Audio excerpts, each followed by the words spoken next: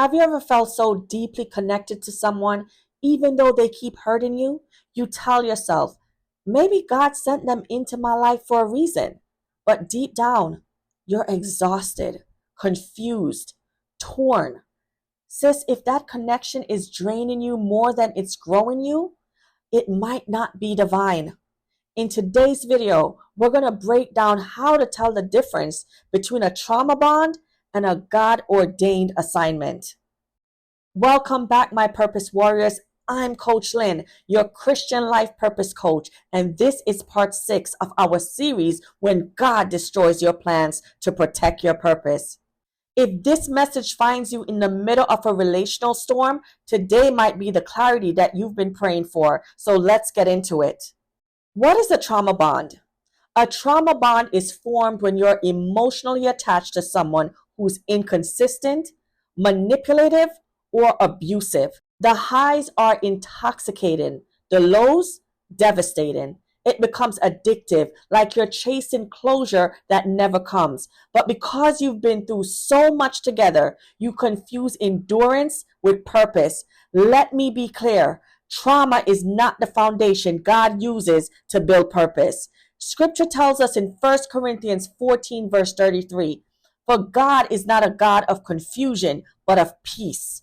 If your soul feels tormented, God did not send it.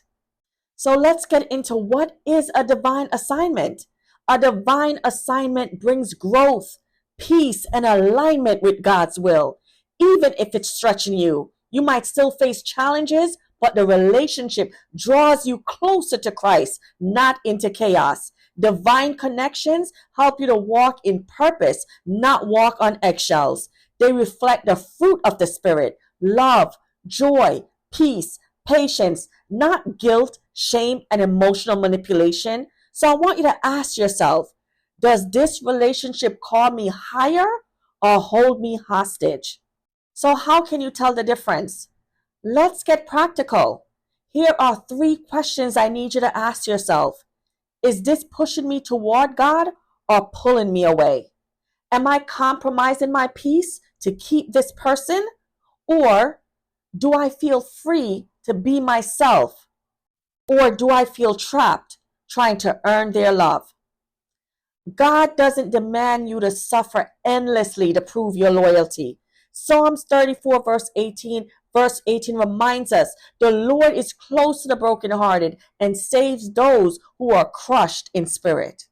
If you're starting to realize the bond isn't godly, here's one step that you can begin today. Journal what you know is true versus what you wish was true.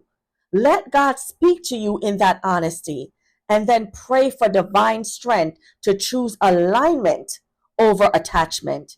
You don't need more signs. God's already shown you. Now He's inviting you to trust Him enough so that you can let go. If this spoke to your heart, drop "I choose freedom" in the comments and share this with a sister who's in a toxic cycle and needs to hear this truth today. And if you're ready to walk into healing and clarity, let's talk. Book a discovery call with me. The link is in my bio or below in the description. I help women just like you to break out of survival mode and into their God-given purpose.